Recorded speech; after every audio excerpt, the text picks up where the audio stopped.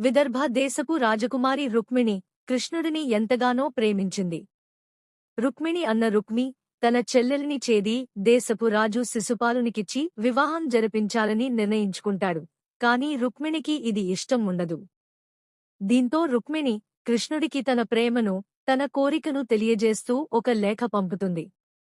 వివాహానికి ముందు ఆలయంలో ఉన్న కాత్యాయని దేవిని దర్శించుకునేందుకు తాను వస్తానని, అక్కడి నుండి తనను తీసుకువెళ్లమని కృష్ణుడిని ఆ లేఖలో అభ్యర్థిస్తుంది. రుక్మిణి కోరిక మేరకు కృష్ణుడు రథంలో వచ్చి శిశుపాలుడిని, రుక్మిణి ఓడించి రుక్మిణిని ద్వారకకు తీసుకువెళ్లి వివాహం చేసుకుంటాడు.